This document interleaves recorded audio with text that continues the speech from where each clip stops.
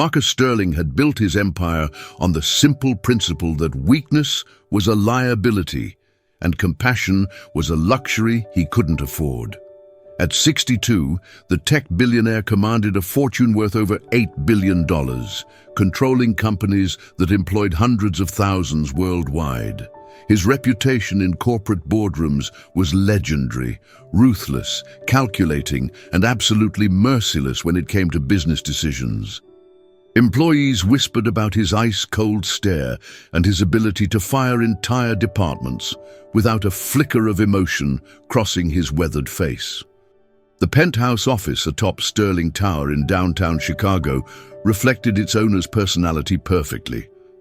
Glass, steel, and sharp angles dominated the space, with not a single photograph or personal item to suggest that Marcus Sterling was anything more than a corporate machine. His assistant had learned long ago never to mention charity requests, community causes, or anything that might waste his valuable time on sentimental nonsense. Success, he believed, came from focusing solely on profit margins and market dominance. This cold Wednesday morning was no different from thousands of others. Marcus had already reviewed quarterly reports from 6 subsidiaries, approved 3 major acquisitions, and terminated an underperforming division head before most people finished their coffee. His schedule was packed with back-to-back meetings, each one designed to increase his wealth and expand his influence. At noon, he would grab his usual lunch at Romano's Cafe, the small Italian restaurant downstairs that catered to the business district's elite clientele. Marcus chose Romano's not for its ambiance or charm, but because it was efficient, discreet, and conveniently located. He could conduct business meals there without wasting time traveling across the city. The staff knew to seat him at table 12, serve his usual grilled salmon and black coffee within 10 minutes, and leave him alone unless he required something. It was a perfectly orchestrated routine that maximized productivity while minimizing human interaction, exactly how Marcus preferred to operate in all aspects of his life. Romano's Cafe was unusually busy that Wednesday afternoon, filled with the lunch crowd of lawyers, executives, and politicians who frequented the establishment. Marcus entered precisely at 12:15, expecting to find his usual table ready and waiting. Instead, he discovered that table 12 was occupied by an elderly woman and what appeared to be her disabled grandson. The maitre d' apologetically explained that they had been waiting for over an hour and couldn't be moved, offering Marcus table 14 instead. The substitution irritated Marcus more than it should have. His routine had been disrupted by people who clearly didn't belong in an establishment that catered to serious business professionals. The elderly woman was modestly dressed, obviously not part of the usual clientele, while the boy appeared to be around 12 years old with clear signs of developmental disabilities. Marcus accepted table 14 with visible displeasure, positioning himself where he could monitor his usual spot and ensure this inconvenience wouldn't happen again.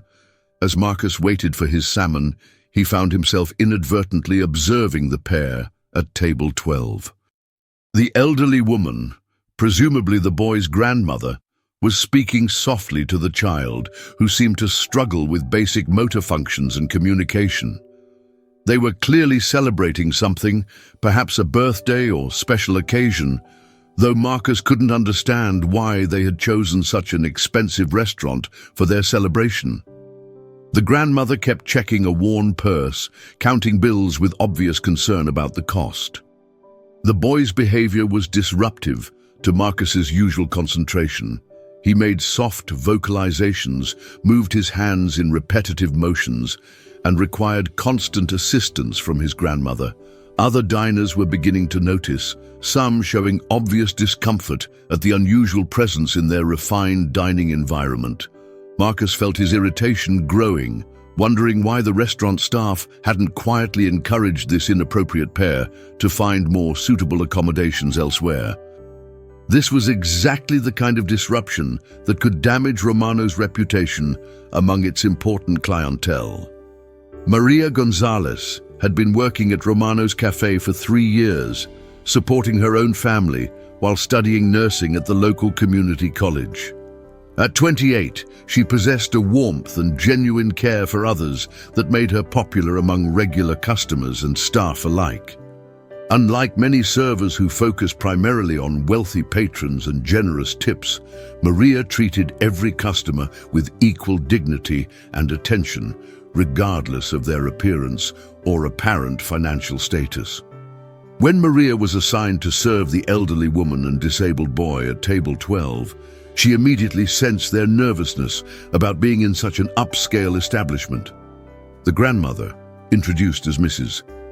Chen, explained quietly that this was her grandson David's birthday, and he had specifically requested to eat at the fancy restaurant he had seen through the windows during their weekly walks through the business district.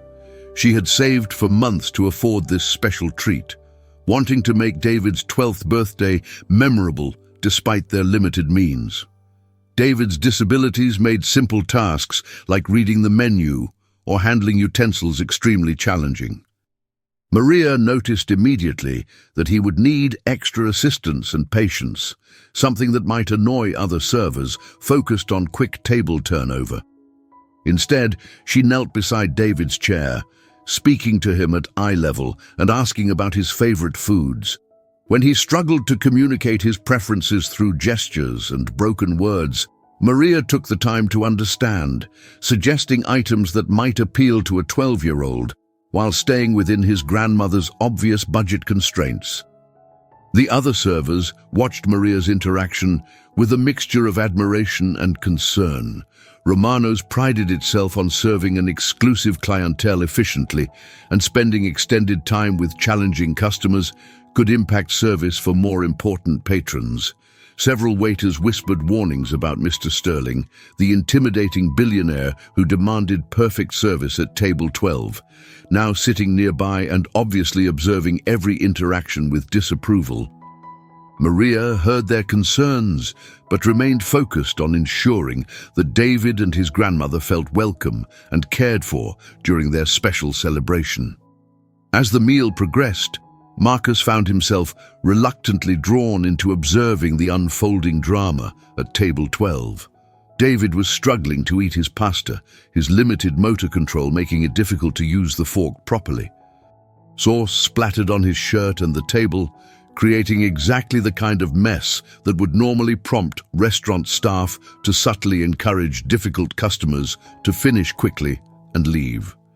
Instead, Maria quietly provided extra napkins and helped David without making him feel embarrassed about his challenges. When David accidentally knocked over his water glass, soaking the tablecloth and his grandmother's purse, Marcus expected to see the typical restaurant response, rushed cleanup designed to minimize disruption to other diners. Instead, Maria calmly cleaned the spill while reassuring David that accidents happen to everyone. She brought Mrs. Chen paper towels for her purse and replaced David's meal with a fresh plate, refusing the grandmother's offer to pay extra for the replacement food. The most touching moment came when David became frustrated with his inability to cut his chicken, making distressed sounds that attracted unwanted attention from nearby tables. Instead of rushing to solve the problem quickly, Maria sat down beside him and gently showed him an easier way to hold his fork. When he still struggled, she quietly asked Mrs. Chen if she could help him eat, treating the assistance as completely normal rather than something to be embarrassed about. Marcus watched Maria carefully cut David's food into manageable pieces, then patiently help him eat while maintaining cheerful conversation about his birthday and favorite activities. Her genuine warmth and natural caregiving instincts were unlike anything Marcus had witnessed in years of business meals, surrounded by people motivated primarily by money and advancement. There was something pure about Maria's interactions with David that stirred emotions Marcus had spent decades suppressing in pursuit of business success. During a quiet moment when David was focused on his dessert, Mrs. Chen began sharing her story with Maria, unaware that Marcus was positioned close enough to overhear their conversation. She explained that David was her late daughter's only child, born with multiple developmental disabilities that required constant care and attention. When David's parents died in a car accident 3 years ago, Mrs. Chen had become his sole guardian, despite her advanced age and limited financial resources. The challenges of caring for David were immense. Mrs. Chen worked part-time as a seamstress, while managing David's medical appointments, therapy sessions, and special education requirements. Their monthly budget was stretched impossibly thin between rent, medications, and the specialized care David needed. This birthday lunch represented months of careful saving, skipping her own meals to afford one special moment for the grandson who had become the center of her world. Mrs. Chen's voice trembled slightly as she described her fears about the future. She was 74 years old, increasingly frail, and terrified about what would happen to David if she became unable to care for him. The state institutions for disabled adults were overcrowded and underfunded, offering little hope for the kind of individual attention David required. Her greatest fear was that David would end up forgotten in some facility, his gentle spirit crushed by a system that viewed him as a burden, rather than a human being deserving of love and dignity.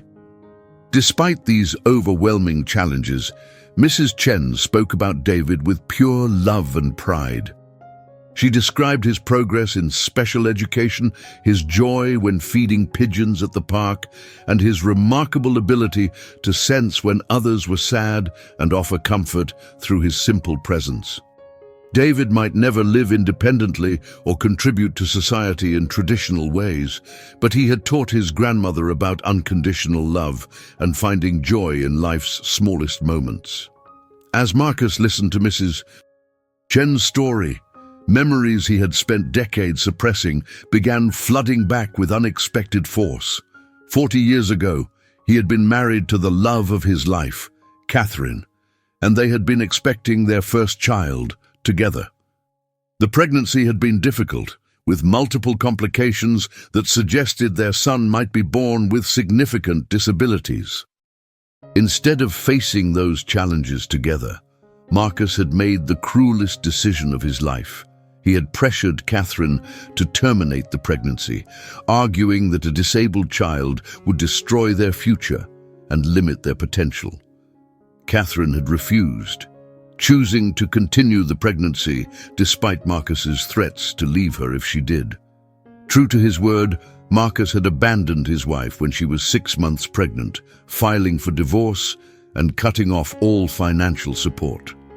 He had convinced himself that he was making a rational business decision, protecting his future success from the burden of caring for a disabled child. His lawyer had negotiated an agreement that eliminated any parental obligations, allowing Marcus to pursue his career without interference. Their son, Michael, had indeed been born with developmental disabilities similar to David's condition. Marcus had never met his child, never sent support payments, and never acknowledged his existence. When Catherine died of cancer 15 years later, Marcus learned that Michael had been placed in a state institution where he lived in conditions that haunted Marcus's rare moments of introspection. He had chosen wealth and power over family, believing that success would fill the emptiness left by his abandoned responsibilities. Watching Maria's gentle care for David forced Marcus to confront the reality of what he had rejected. This could have been his life, caring for a disabled son, finding joy in small victories, and experiencing the unconditional love that Mrs. Chen described with such obvious happiness. Instead, he had chosen isolation, surrounding himself with wealth that provided comfort but never warmth. For the first time in decades, Marcus questioned whether his definition of success had cost him everything that truly mattered. Marcus's internal turmoil was interrupted when Mrs. Chen quietly asked Maria for the check, her hands trembling slightly as she counted the bills in her worn purse. It became apparent that the birthday lunch had cost more than she had anticipated, particularly after the replaced meal and extra dessert for David. She was approximately $15 short of the total bill, not including any tip for Maria's exceptional service. The embarrassment on her face was painful to witness as she realized she couldn't afford to properly pay for David's special birthday celebration. Maria immediately sensed the financial crisis unfolding at table 12. Instead of creating an awkward scene or summoning management to handle the situation, she quietly told Mrs. Chen not to worry about the shortage. She implied that there had been an error in the billing, suggesting that the replacement meal should have been complimentary anyway. Maria discreetly covered the remaining balance from her own tip money, ensuring that Mrs. Chen could maintain her dignity while providing David with the birthday celebration he had requested. The interaction represented everything that Marcus had forgotten about human decency and compassion. Maria earned barely above minimum wage, probably struggled with her own financial obligations, and certainly couldn't afford to regularly cover customers' shortfalls. Yet she chose to sacrifice her own earnings to preserve an elderly woman's dignity and ensure that a disabled child's birthday remained special. It was a level of selflessness that Marcus hadn't witnessed in decades of corporate interactions motivated primarily by personal gain. As Mrs. Chen and David prepared to leave, the boy surprised everyone by standing up and giving Maria a spontaneous hug, his face beaming with pure joy and gratitude. His simple gesture of affection represented more authentic appreciation than Marcus had received from years of professional accolades and business achievements.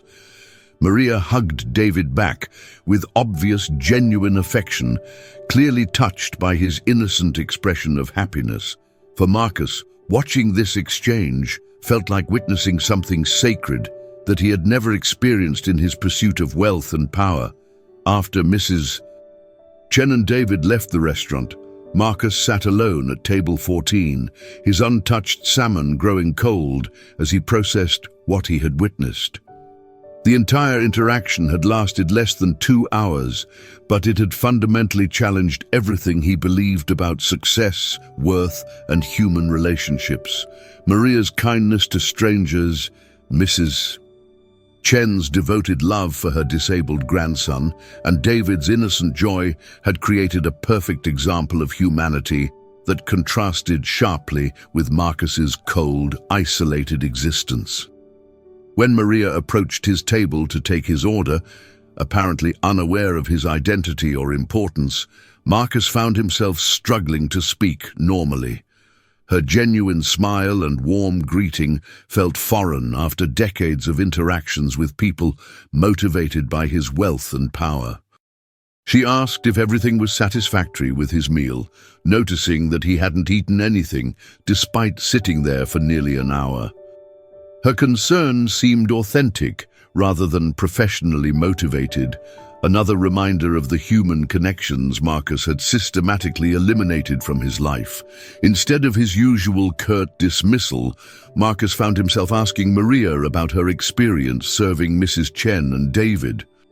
He learned that she was studying nursing specifically to work with disabled children, inspired by her younger brother, who had been born with special needs. Maria spoke passionately about her belief that every person deserved dignity, respect, and care, regardless of their abilities or circumstances.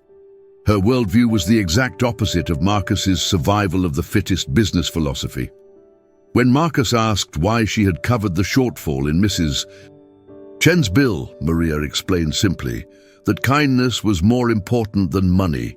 She described the joy she felt seeing David's happiness during his birthday celebration, noting that some experiences were too precious to ruin over a few dollars. Her explanation revealed a value system completely foreign to Marcus's experience, where success was measured by human impact rather than financial accumulation. For the first time in his adult life, Marcus felt genuinely ashamed of his priorities and choices. That evening, Marcus returned to his penthouse apartment overlooking Lake Michigan, But the familiar luxury surroundings felt empty and meaningless after the day's revelations.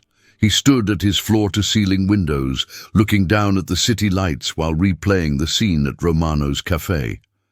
The image of Maria feeding David with such patience and love haunted him, representing everything he had rejected when he abandoned Catherine and their unborn son 40 years ago. Unable to sleep, Marcus spent the night researching what had happened to Michael, the son he had never acknowledged. What he discovered broke through the last remnants of his emotional barriers. Michael had lived in state institutions his entire life, moving between facilities that were chronically underfunded and understaffed. Medical records showed a gentle, loving child who had thrived when given individual attention but struggled in environments where care was rationed and impersonal. Michael had died of pneumonia at age 28, alone in a hospital with no family members present. The tragedy of Michael's life forced Marcus to confront the full cost of his choices. While he had been building his business empire, his son had been experiencing exactly the kind of institutional neglect that Mrs. Chen feared for David. Marcus's pursuit of wealth had cost him the opportunity to know his child, to experience the unconditional love that Mrs. Chen described, and to find meaning beyond financial accumulation. The success he had achieved felt hollow and worthless compared to the relationships he had sacrificed. By dawn, Marcus had made a decision that would have seemed impossible 24 hours earlier.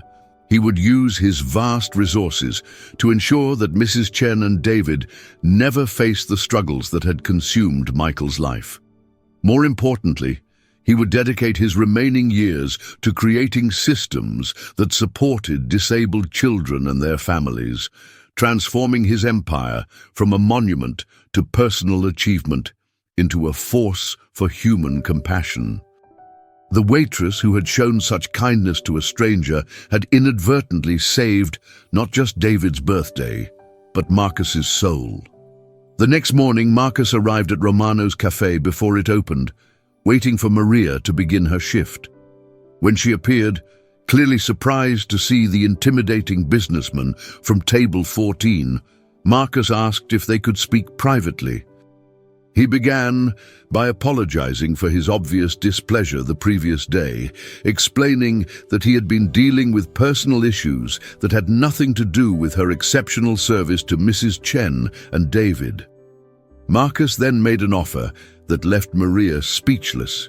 He wanted to establish a scholarship fund that would cover her nursing school expenses completely, along with a generous living stipend that would allow her to focus on her studies without working multiple jobs. The only condition was that she would commit to specializing in care for disabled children, using her natural gifts to help families like Mrs. Chen's navigate the challenges of raising special needs children in an often unsupportive society. When Maria expressed skepticism about accepting such an enormous gift from a stranger, Marcus shared an abbreviated version of his story, how he had once faced the choice between caring for a disabled child and pursuing business success, and how he had made the wrong decision. He explained that supporting her education was his way of ensuring that future families would have advocates like her, people who understood that every child deserved love and dignity regardless of their abilities. Maria's acceptance of the scholarship marked the beginning of Marcus's transformation from ruthless businessman to passionate advocate for disabled children and their families. He began visiting care facilities, meeting with families, and learning about the systemic problems that made quality care inaccessible to those without significant financial resources. Each interaction reinforced his understanding that true success meant using his wealth and influence to solve human problems rather than simply accumulating more power. Within 6 months of the encounter at Romano's cafe, Marcus had restructured his entire approach to wealth and business. He established the Sterling Foundation for Special Needs Children, committing $3 billion to improving care facilities, funding family support programs, and training specialized caregivers like Maria.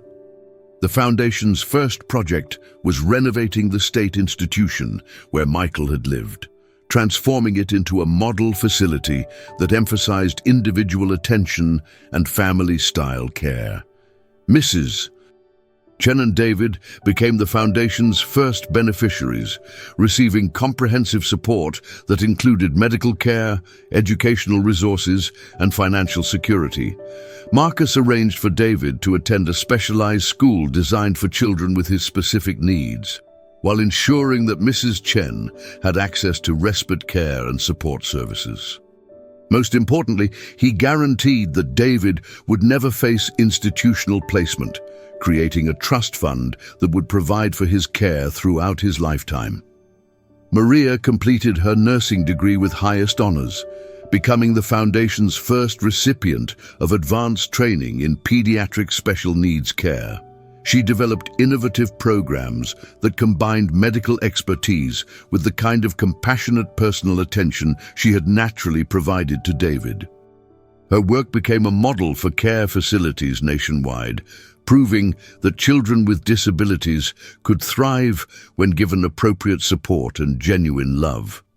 The transformation in Marcus's personal life was equally dramatic. He began spending his evenings visiting care facilities rather than attending corporate functions, finding more satisfaction in reading to disabled children than in closing billion-dollar deals. The cold, isolated businessman who had valued only profit margins discovered that human connection and meaningful contribution provided fulfillment that money could never purchase. His employees noticed the change, reporting that their formerly intimidating boss had become approachable and genuinely interested in their personal well-being. 2 years after the life-changing encounter at Romano's Cafe, Marcus organized a special celebration at the newly renovated Sterling Care Center. The event honored Maria's graduation from nursing school and the opening of the facility's innovative family support wing. Mrs. Chen and David were special guests, with David serving as the ceremonial ribbon cutter for the playground designed specifically for children with mobility challenges. As Marcus watched David play with other children in the adaptive playground, he finally experienced the joy that Mrs. Chen had described, the simple pleasure of seeing disabled children treated with dignity and given opportunities to thrive. David had grown stronger and more confident over the past 2 years, benefiting from specialized therapy and educational programs that addressed his specific needs while celebrating his unique gifts. His progress represented hope for thousands of other children who would benefit from the Foundation's expanding programs. Maria had become more than just a scholarship recipient. She had evolved into Marcus's closest advisor and the Foundation's program director. Her combination of professional expertise and natural compassion made her invaluable in developing care standards that prioritized human dignity alongside medical necessity. She often reminded Marcus that the Foundation's success should be measured not by the money spent, but by the smiles on children's faces and the relief in parents' hearts. The celebration concluded with Marcus making a public commitment to donate his entire fortune to special needs advocacy before his death. He announced that the Sterling Foundation would continue operating in perpetuity, ensuring that future generations of disabled children would receive the love and support that his son Michael had been denied. As he spoke, Marcus's eyes found Mrs. Chen and David in the audience, recognizing them as the unlikely angels who had saved him from a life of meaningless accumulation. The fearsome billionaire who had once valued only profit had discovered that true wealth lay in human connection, that real power came from lifting others up, and that the most important legacy he could leave was a world where every child, regardless of their abilities, was valued and loved. A simple act of kindness by a waitress feeding a disabled child had changed everything, proving that compassion could transform even the coldest heart into a source of warmth and hope for others.